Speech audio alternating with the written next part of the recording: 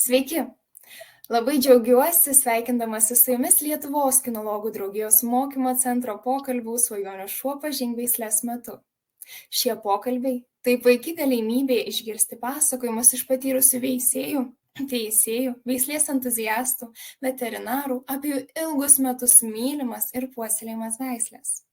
Lietuvos kinologų draugija tikisi, jog šie pokalbiai padės jums išsirinkti savo svajonių augintinį, arba praplės jūsų akiratį.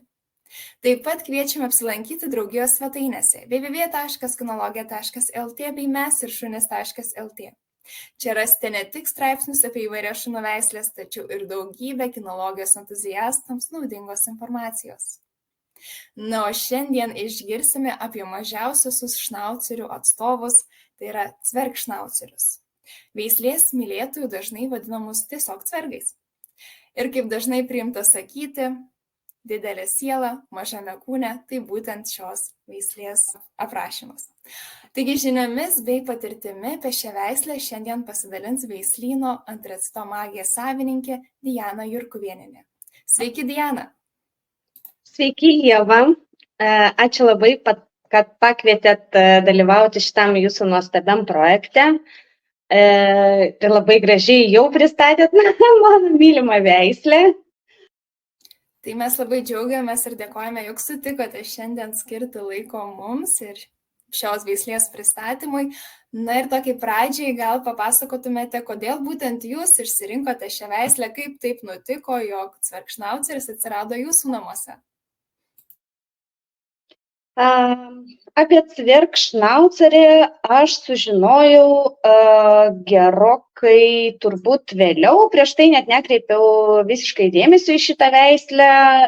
Iš šnaucerių pirmą mano dėmesį į save atkreipė mittelšnauceris, paskui riesenšnauceris ir tik paskui aš pastebėjau cvergšnaucerį. Jaunystėje aš labai svajojau apie didelį šunį. Ir pirmoj vietoj tai buvo vokiečių aviganiai. Aš neprisimenu dabar kiek metų, aš veisiau ir auginau vokiečių aviganius. Ir kaip minėjau, tai buvo veislė man numeris 1, tai yra kažkokioj vienoj vietoj stovėjo vokiečių aviganys ir visos kitos veislės buvo visiškai kitoj pusėj. Tai net nesvarsčiau, kad mano namuose kažkada atsiras kitos veislės šuo, tik tai vokiečių aviganis buvo. Man tai buvo didelis šuo, gal tada ir poreikis buvo toks, kad kažkokio saugumo turbūt norėjusi, kai išeini, kad ir dėmesį pritraukti, kai vedi 2 vokiečių aviganis, tai man buvo fantastiškas vaizdas, man taip atrodė. Bet vėliau, kai pasikeitė ir mano gyvenimas, gyvenimo būdas, atsirado ir šeima, ir vaikai, aš supratau, kad vokiečių aviganis tai yra man jau per sudėtinga veislė. Tai buvo šuo, kurio aš negalėčiau laisvai patikėti bet kam, jeigu aš kažkur išvažiuoju. Tai šuo, kurį ne bet kas sutiks ir į savo namus įsileisti. Jeigu mes kažkur važiuodavom, tai, kaip aš sakau, mašiną visą bagažinę užimdavo tie mano 2 vokiečių aviganiai. Labai nepatiko tai, kas buvo nemažai plaukų namie. Šita veislė vis tiek tą plauką šeriasi ir aš norėjau neturėti plaukų namie. Turbūt dar tas vargino, kai išeini pasivaikščioti, tu turi žiūrėti, kad tavo šuo nieko neišgąsdintų. Nes arba vyresni žmonės, arba vaikai jau pamato didelį šunį ir jaučia šiokį tokį diskomfortą ir dėl to diskomforto jaučiu ir aš vedžiodama tą šunį. Norėjusi jau tuo metu kažkokios tokios ramybės ir atsipalaidavimo, kai tą šunį vedžioji. Bet visiškai aš nenorėjau, kad tai būtų kažkoks tai dekoratyvinis šuniukas, dėl kurio ten labai reikėtų rūpintis, kad jisai nesušaltų žiemą, kad jisai saugiai nušoktų nuo lovos arba užšoktų ant sofos, kad jį nereikėtų pastoviai nešioti rankinukę, tai tokio nenorėjau, bet jau norėjau, kad tai būtų kompaktiškas šuo. Privalumas būtų, kad jisai nesišertų, nes mano vyras yra alergiškas, tai buvo labai svarbus klausimas mums, kad namie plaukų nebūtų, kad tai būtų pakankamai draugiškas šuo kitiems šunims, kad mes galėtumėm, kai išvažiuojam, palikti ir tėvams arba draugams tą šuniuką prižiūrėti.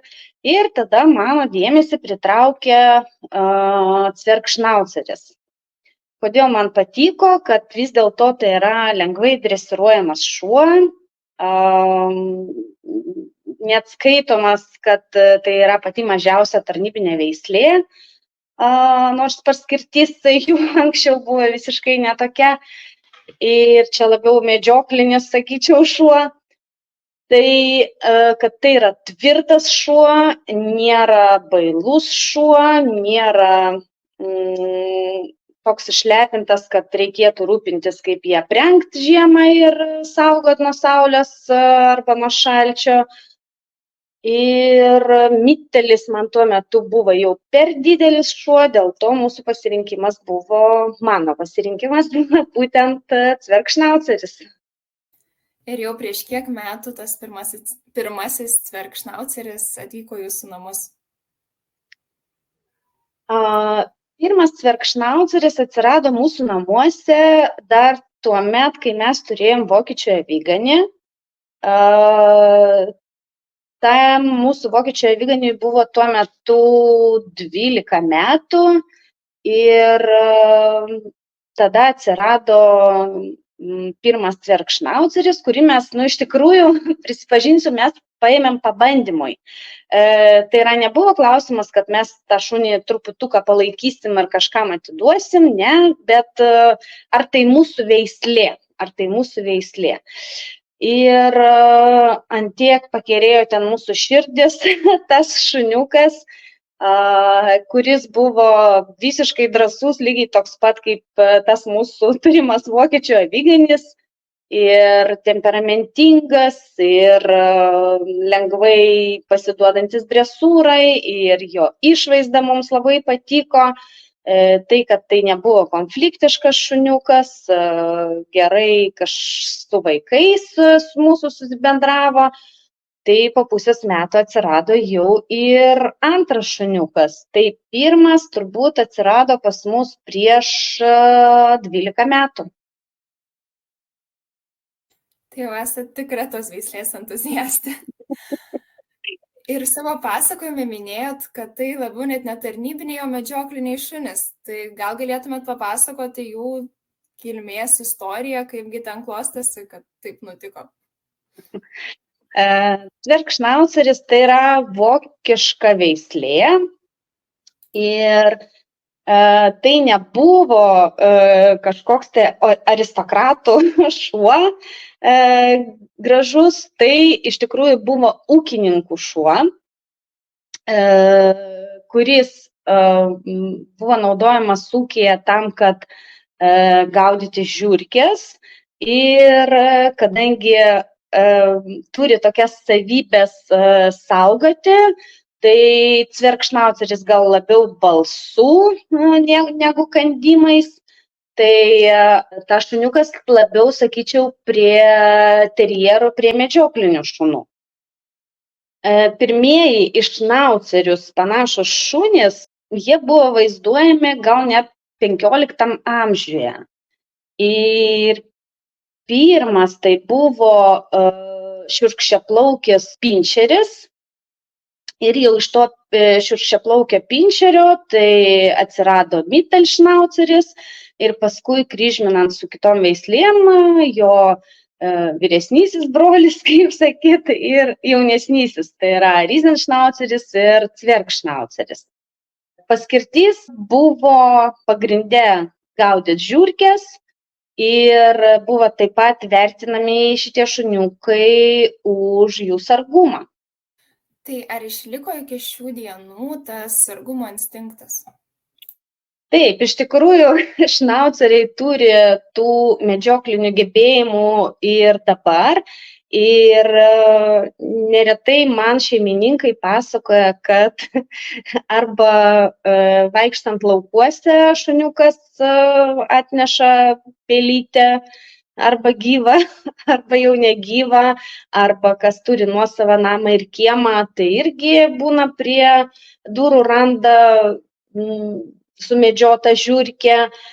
Todėl, kas turi cvergšnaucerį ir nuosavą namą, tai ta graži žolytė gali nukentėti, nes cvergšnauceriai mėgsta rausti žemę. Na, vat minėjot, kad jie buvo labai vertinami dėl savo balsingumo. Tai ar išliko tas balsingumas ir tai daug lojantis šunis? Iš tikrųjų, iš daugelio girdžiu, kad cvergšnauceris tai yra lojantis šuo. Reikia paminėti, kad cvergšnauceris atsirado, bent jau tokie yra spėjimai, kad kryžminant mittelšnaucerį su pudeliais, su affenpinscheriais ir galimai su špicais. Bet kadangi mes matom tokią įvairovę spalvų, cvergšnauceriai gali būti juodos spalvos, juodos su įsidabriu, pipirai su druska ir balta spalva, tai galimai buvo naudojami skirtingom spalvom gauti ir skirtingų veislių šuniukai. Dėl to jų charakteriai pagal spalvas kiek skiriasi. Tai va tą lojimą galima labiau surišti ir su cvergšnaucerio spalva. Aš asmeniškai nelabai mėgstu, jeigu šuo be reikalo loja, tai galimai ir veisiant šunys jau stengiuosi parinkti tokią liniją, kur loja mažiau. Ir kad tas lojimas būtų toks adekvatus, tai yra, jeigu tam yra priežasčių, o ne šiaip išgirstant kokį nors garsą ar pamatant bet kokį objektą. Tai dabar veisiant šunys, sakyčiau, kad jų polinkis loti sumažėjo ir šuniukai tapo tikrai ramesni. Tai paminėjot cvergšnaucerių spalvas, o kokia yra jų išvaizda? Kaip turi atrodyti tikras cvergšnauceris? Tikras cvergšnauceris visų pirma, kad tai turi būti sumažinta kopija jo vidurinio brolio, sakykime taip, mittelšnaucerio arba riesenšnaucerio kopija. Tai jokių būdų, nors tai ir cvergšnauceris dar vadinamas miniatiūriniu šnauceriu, tai neturėtų jis turėti jokių nykštukinių bruožų. Tai ir kaulingumas turi būti, ir žandikauliai tvirti, ir dantukai nemaži. Tai yra mažo dydžio, bet labai tvirtas šuo. Ar yra standarte nurodytos ribos, kokio tai turėtų būti ūgio ir svorio šuo? Standarte yra nurodyta, kad cvergšnauceris yra nuo 30 iki 35 cm, plus minus 2 cm. Bet iš tikrųjų, ką mes matom dabar rinkose, parodose, tai tie cvergšnauceriai yra kiek didesni už standartą. Tai yra neretai galim pamatyti ir 36 ir 37 cm šunys ringe. Ir teisėjai dar praleidžia tokį ūgį, kaip ir minėjau, plus minus 2 cm. Mažų cvergšnaucerių, kaip mini standartas nuo 30 cm ir kad svoris būtų nuo 6 kg, anksčiau buvo nuo 4 kg, tai retai kada galima pamatyti. Tai yra kvadratinio formato šuo, juo toks išskirtinis bruožas, tai yra plytos formos galva. Ta forma priduoda ir padeda palaikyti būtent barzda ir antakiai. Pats pavadinimas šnaucer, iš vokiečių kalbos ir reiškia snukis. Visų šnaucerių galim atkreipti dėmesį, nosis yra pakankamai didelė. Pagal šuns dydį pati nosytė yra tikrai nemaža. Tai labai išskiria šitą veislę iš kitų veislių, o ta barzda ir antakiai priduoda išskirtinį tokį vaizdą. Plaukas yra labai šiurkštus ir turėtų būti kaip skydas ant viso kūno, ant kojų irgi paliekama ir tas plaukas ant kojų, ant pilvo yra minkštesnis, jo yra daugiau, kas irgi priduoda tokį savotišką vaizdą cvergšnauceriui. Na, o kokia yra cvergšnaucerio kailio priežiūra, kad jis išliktų šiurkštus ir nesiveltų? Cvergšnauceris labai dažnai irgi girdžiu, kad tai yra, jo priežiūra yra nesudėtinga. Aš čia nesutikčiau.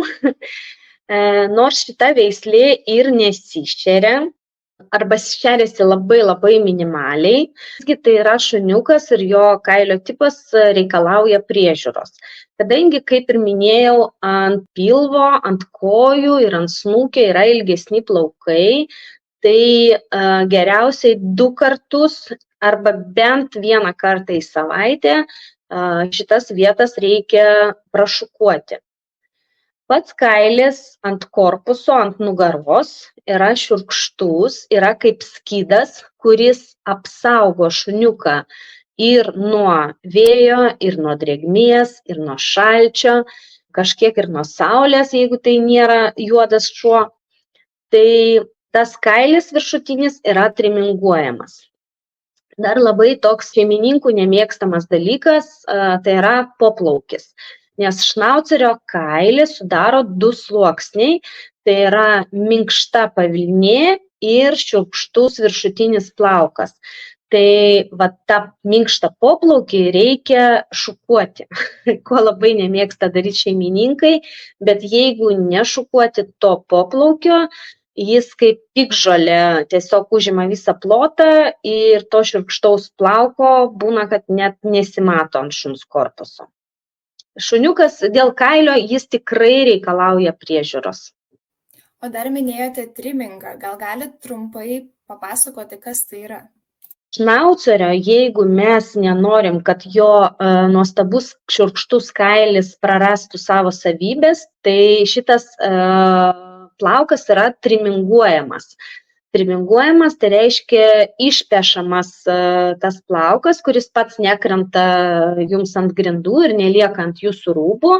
Jį reikia išpešti arba rankomis, arba yra tam tikri instrumentai, trimingavimo peiliukai arba akmenukai, o poplaukis yra iššukuojamas arba jeigu jo lieka daug, gali būti ir nuimtas su mašinėle.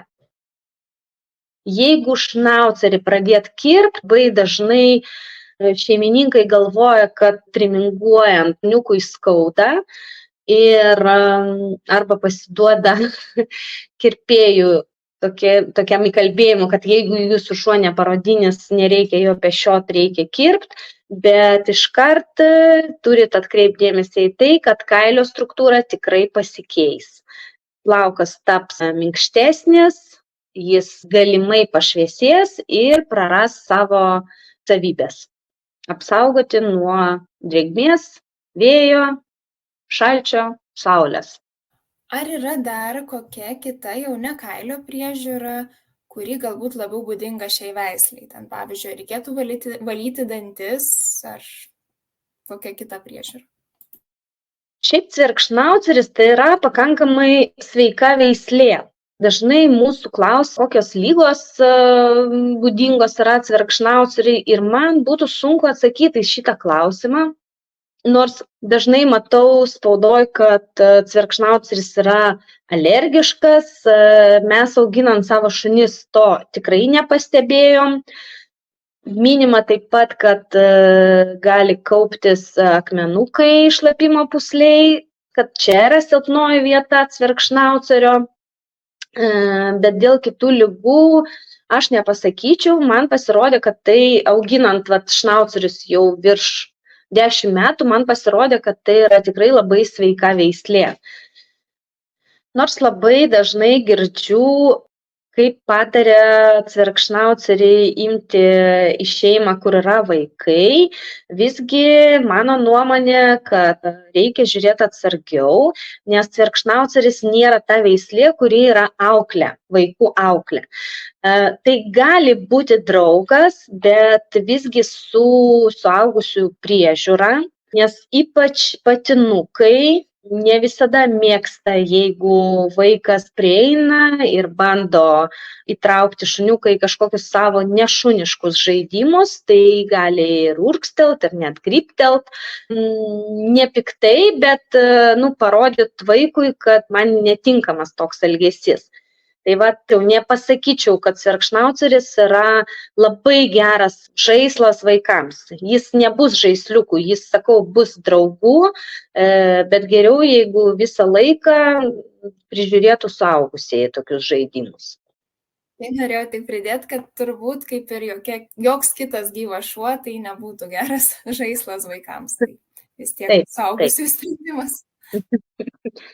Aš turėjau omeny, kad nėra tiek draugiškas cvergšnauceris, kad galima būtų laisvai palikti savo ir svetimų vaikų būry, kad tas šuniukas žaistų su vaikais. Vis dėlto jisai rimtas šuo ir gynybos instinktų turi ir sargumo, tai suaugusiai turėtų prižiūrėti šitą šuniuką, nežiūrint į jo dydį. Tai yra pakankamai rimtas šuo. Dabar dar ką norėčiau paminėti su kitais gyvūnais. Tikrai žinau ne vieną atvejį, kai cvergai puikiai susidraugauja ir susigyvena ir su katinais, ir su triušiais, ir su kitais graužikais, bet kai tai yra savo gyvūnas namie, cvergšnauceris gali vienaip į jį žiūrėti, o lauke tai gali būti visai kitas požiūris į tą graužiką, tai gali būti grobis, ta žiurkė iš praeitų laikų ir tikrai šuo gali pradėti gaudyti kitą gyvūną. Na, o kaip yra su kitais šunimis? Su kitais šunimis cvergai pakankamai draugiški ir patinai gali, kaip aš sakau, pašnekėt. Jie nepuola iškart aiškintis santykių, bet prieinant prie kito didesnio šuns, nes visi cvergai galvoja giliai širdį, kad jie ryzenšnauceriai, o ne cvergšnauceriai, tai prieinant prie didesnio šuns, jie visaip kaip balsų gali rodyti, kad jie labai rimti šunys ir labai rimtai nusiteikę, bet kiek pastebėjau, į atvirą konfliktą jie stengiasi neįsivelti. Dar labai geras bruožas šnaucerio, tai yra, jis labai prisirišęs prie šeimininko ir todėl nėra linkęs pabėgti. Stengiasi visada laikytis šalia šeimininko ir kontaktuoti su šeimininku.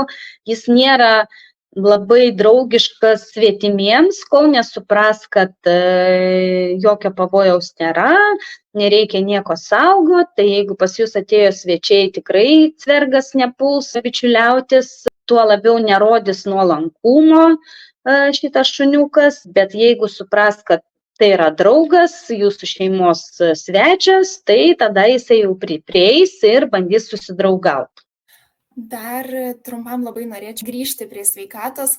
Ar yra šiai veisliai kokie nors privalomi sveikatos tyrimai, į kuriuos būsimi šuniukų šeimininkai turėtų atkreipti dėmesį?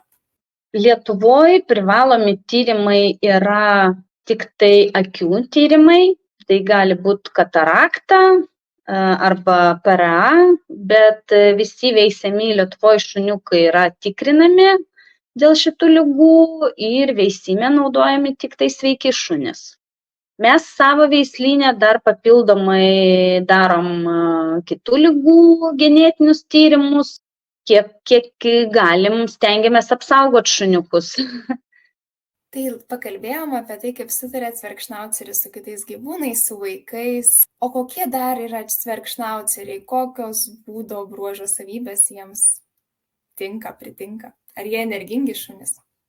Taip, nors aš mėgstu sakyti, kad tai yra patogus šuniukas ir jisai gali prisitaikyti prie jūsų gyvenimo būdo. Jeigu jūs mėgstat ramiai pasivaikščiot, jis ramiai irgi išmoks vaikščiot. Jeigu mėgstat savaitgalį, kad ir lovai ten prie televizoriaus praleist, tai šuniukas irgi prisitaikės. Jeigu mėgstat važinėti su dviračiu, mielai bėgs šalia dviračio, jis prisitaikės. Bet vis dėlto tai yra aktyvus šuniukas ir jam reikia aktyvios veiklos. Jeigu tai yra jūsų pirmas šuo, tai tikrai labai patariu lankyti dresūrą ir tinkamai socializuoti šuniuką, nes tai yra kiek užsispyręs šuo. Nėra iš tų šunų, kurie aklai vykdys jūsų komandas. Kartais reikia palaviruot ir įtikint, kad cvergšnauceriai irgi reikia to, ko jūs prašot iš jo. Jie labai dideli manipuliatoriai ir labai mėgsta išreikalauti maistą iš šeimininko. Va čia irgi viena iš cvergšnaucerius, net prie sveikatos gal priskirčiau problemą, nes jie mėgsta pavalgyti. Ir tas nutukimas tai nėra gerai. Tai jau čia turbūt turėtų savininkai atkreipti dėmesį, kad ne visada, kada šuo prašo valgyti, jis tikrai nori valgyti. Tikrai taip. Pati jūs esate Diana patyrusi parodų vedlė, bei netgi turit savo ringo dresūros mokyklą. Gal papasakotumėt apie šią veislę parodose? Ar tai dažnas šuo juose? Buvo laikas, kai cvergšnauceris nebuvo populiarus ir ne tik cvergšnauceris, galimai net visi šnauceriai. Vienu metu jų populiarumas labai sumažėjo. Bet ką aš dabar matau, tai cvergšnauceriai tikrai tampa labai populiarūs. Tik tai sakau, man labai nesinori, kad žmonės sudarytų klaidingą nuomonę apie cvergšnaucerius, kad tai beveik nereikalaujantis jokios priežiūros šuo. Kaip ir minėjau, tikrai reikalauja ir kailio priežiūros, ir dresūros, ir auklėjimo, ir socializacijos. Bet parodose mes dabar jau matom tikrai nemažai cvergų, visų spalvų. Labai džiugu, kad daug atsiranda jau tokios spalvos kaip balta cvergiukai ir daugiau atsirado pipirai su druska cvergšnaucerių. Mes patys, mūsų veislyno šuniukai parodose dalyvaujam dažnai, stengiamės nepraleisti ir tokio rango parodų kaip pasaulio čempionatas arba Europos čempionatas. Savo veislinę turim 4, jeigu gerai jau pamenu, 4 pasaulio čempionus, Europos čempioną, veteranų Europos čempioną, daug interčempionų, net nepasakyčiau dabar skaičiaus jau mūsų veislyno, ir mūsų veislynas apie 20 kartų jau yra pelnęs geriausių veislyno apdovanojimą parodose. Man pačiai patinka šita veikla ir aš matau, kad cvergšnauceriam parodose irgi patinka. Tai viena iš veiklų šuniukams, kuri taip pat priverčia šeimininką tą šuniuką laikyti visą laiką geroj formai. Skatina jį dažniau šukuot, dresiruot, auklėt, socializuot. O ar turite kokį prisiminimą iš parodos, kuris jums yra brangiausias ir šilčiausias? Iš tikrųjų, turbūt vienas, gal vis dėlto tai buvo mūsų pirmas pasaulio čempionas. Tai dar nebuvo mūsų veisimo kalytė, tai buvo atvežta iš Ukrainos kalytė, bet jinai yra mama arba močiutė mūsų kitų jau linijų šunų, kur dabar laimė parodose. Ir ringe tuo metu klasiai buvo 18 šunų ir Aš važiavau iš tikrųjų į tą parodą nusiteikus, kad laimėti yra neįmanoma, nes ten suvažiuoja iš viso pasaulio geriausi veislynai, geriausi šunys ir mano šuo tikrai ir kas esu aš esu dar niekas, tai buvo tik tai pradžia turbūt mūsų cvergšnaucerių veislyno. Ir kai pagaliau aš, būdama ringe, supratau, kad mes laimėjom, mūsų ta pirma vieta yra ir titulas pasaulio čempionė, tai tiesiog nebuvo žodžių, aš išėjau iš ringo, visi puolė mūsų sveikint, mane sveikint, bet aš, turbūt, kas 5 minutės dar negalėjau ištarti nei žodžių. Bet turbūt tas momentas labiausiai įsiminė.